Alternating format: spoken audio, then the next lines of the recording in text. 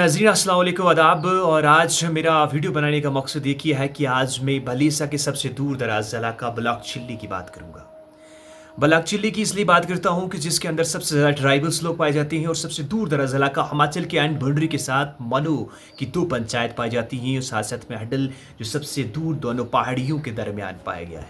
इस पहाड़ियों के साथ साथ में अगर बात की जाए पंचायत भटोली, मोक्सियास और साथ साथ में चिल्लीपाई और पाला और सनवारा है। ये काफ़ी दूर दराज इलाका है और मैं इस वक्त अगर बात की जाए तो मैं कल जो गुजरा हुआ दिन पिछला दिन है इसके गुज़श्ते दिन की बात करता हूँ कि कट्ठा के अंदर एक मशहूर नाम कट्ठा का हुआ है, जहाँ पे कोई वक्त होता था लोग याद करते थे कि हमेशा एक डायलॉग मारा जाता था, अब कहीं धूप न देखें तो कट्ठा का नाम लिया जाता है कि कट्ठा के अंदर लोग रहने ऐसे लोग हैं, आप कट्ठा में रहने हो।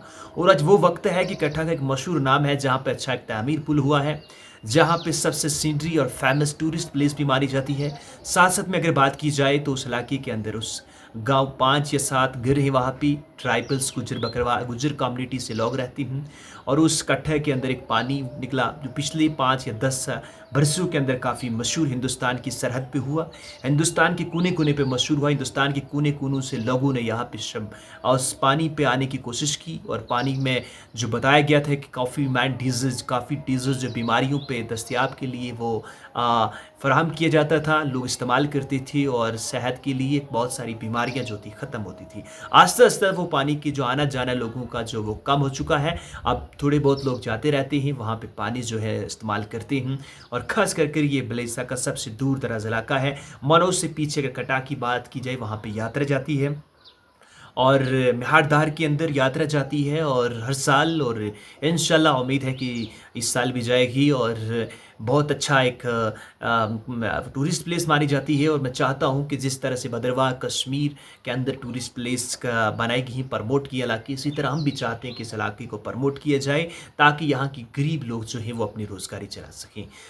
तो पिछले गुज़श्ता दिन की बात करता हूँ कि कट्ठा के अंदर एक फोरमैन बिजली के लाइन्स के अंदर कम करने वाले मोहम्मद असलम जो हैं वो वहाँ पे जनरल लाइन्स को ठीक करने लगे थे और उसी से काटते हुए तार नीचे गिर गए और पोल से और शदीद ज़ख्मी हुआ। उसके बाद उसको फौरी तौर डोडा अस्पताल से सीधा जम्मू के लिए रेफर किया। तो अलग अलग किस्म के लोगों के इल्ज़ामात वहाँ पे पेश हुए। लोगों ने कहा कि हम भी वहाँ पे गए, लोगों से मकामी लोगों से बात की, उन्होंने कहा कि असगर असलम की बात की जाए तो शाहिद लगता था कि दरख्त को आग लगी थी। वहाँ से लाइनमैन जो बिजली डिपार्टमेंट ने देखा कि वो लाइन जो दरख्त है वो गिर सकता लाइन पे और वहाँ से जो है डैमेज हो सकती थी लाइन, और उन्होंने फौरी तौर पर उस लाइन को चेंज करने की कोशिश की। लेकिन दरख्त तो नहीं गिरा, लेकिन वहाँ पर जो लाइनमैन थे वो गिर गए नीचे। हम दुआ करते हैं कि वो शदीद ज़ख्मी हैं, उसको सेहतयाबी मिले, अल्लाह ताला उसको सेहत अता फरमाए।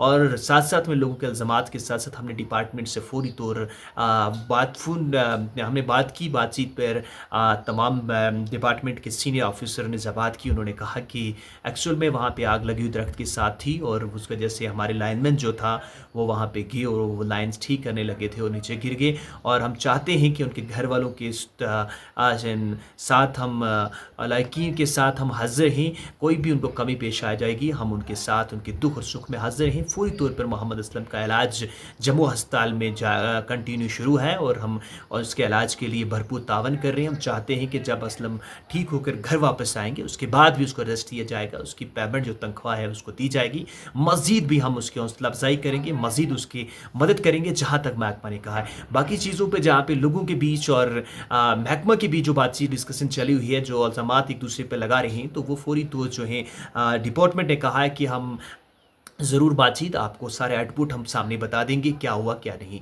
तो चलते चलते हमारी गुजारिश है कि जहाँ भी लाइन्स हैं, जहाँ भी बिजली लाइन है, कहीं जगहों पे अभी तक लकड़ी के पोल जो हैं वो लगाए गए हैं खंभों के साथ, तो बहुत दिक्कत का सामना देखने को मिलता है लोगों को बारिश या बर्फबारी में।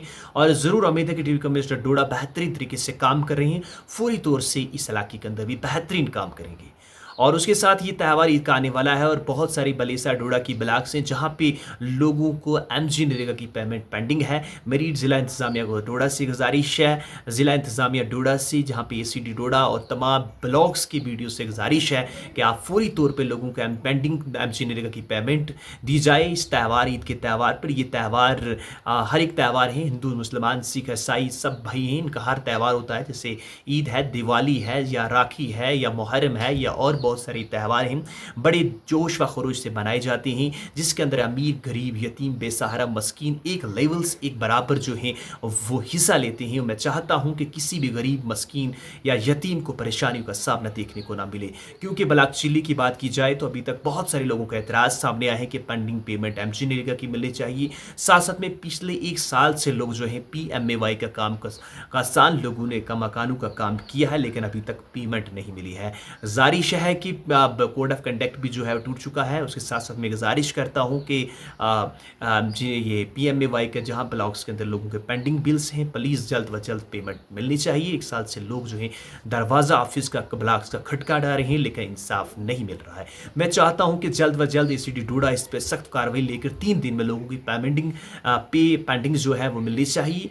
और मैं चाहता हूँ कि बलाकचिल्ली के अंदर पिछले दिनों से नहीं बल्कि पिछले 5 महीनों से नेटवर्क सिग्नल की काफ़ी दिक्कत का सामना देखने को मिल रहा है, जहाँ पे लोगों को फ़ोन कॉलिंग पे भी परेशानियों का सामना देखने को मिल रहा है। कोई भी इलाके के अंदर ऐसा लोग नहीं जो आवाज़ उठा रहे। मैं चाहते हैं कि इस इलाके के अंदर सिग्नल नेटवर्क अच्छा होना चाहिए, क्योंकि हमेशा जो है इस वक्त 4G या 5G की बात की जा रही है, लेकिन इस वक्त यहाँ 2G की बात हम नहीं कर सकते हैं, वो भी नहीं यहाँ काम कर रहे हैं। तो मैं गुज़ारिश करता हूँ कि यह सिग्नल नेटवर्क होना चाहिए, लोग जो है ऑनलाइन काम कर सकते हैं। आज हर चीज़ जो है वो ऑनलाइन है। मेरी गुज़ारिश है इंतज़ामिया भलीसा से कि इस चीज़ पे जल्द व जल्द कार्रवाई की जाए और बलाकचिल्ली के अंदर जो है सिग्नल नेटवर्क अच्छा होना चाहिए। और उसके साथ साथ हमारे एसडी भलीसा का सबसे दूर दराज ज़िला का मनो के अंदर विजिट हुआ, तमाम सूरत-ए-हाल का जायज़ा लिया है, वो चाहे सड़क हो, वो चाहे बिजली हो, पानी हो या और चीज़ें हो, चाहे राशन की दिक्कत जहाँ लोगों को रहती है, जहाँ भी कोई प्रॉब्लम है, तमाम सूरत-ए-हाल का जायज़ा लिया है। आज की इस मौसम के अंदर, आज इस सीज़न के अंदर जो है लोग जो हैं पहाड़ियों पे बसेरा कर रहे हैं। ट्राइबल लोगों का बहुत आना जाना है। मैं गुज़ारिश करता हूँ जहाँ पे एनिमल हस्बेंड्री डिपार्टमेंट है, वो फौरी तौर पर ट्राइबल्स लोग जो हैं माल मवेशी के साथ हैं, उनका माल के लिए वैक्सीन वगैरह दी जाए, ताकि लोग की हर माल मवेशी जो है बीमारी से बच सके। उसके साथ साथ अगर बात की जाए तो अब सीजनल स्कूलों की बात की जाए, चीफ एजुकेशन ऑफिसर से हमारी गुजारिश है, सीजनल स्कूलों का टाइम आ चुका है। जो भी टीचर्स हजरात हैं वो अपनी धार्स के अंदर, अपनी उन धारों के अंदर जाएँ और वहाँ पर जाके बच्चों को तालीम दें जो आपके एनरोलमेंट में है। और क्योंकि वक्ती तौर पर अगर बात की जाए तो हम भी चाहते हैं कि उन धारों के अंदर हम भी जाएंगे, विजिट करेंगे। सरकार की तरफ से ट्राइबल्स को बहुत सारी चीज़ें मिली हैं, बहुत सारी, तो इन पर फौरी तौर पे कार्रवाई होनी चाहिए ताकि लोग जो बच्चे हैं वो अच्छे तरीके से तालीम हासिल कर सकें। इसलिए आज मेरा वीडियो बनाने का यही मकसद था।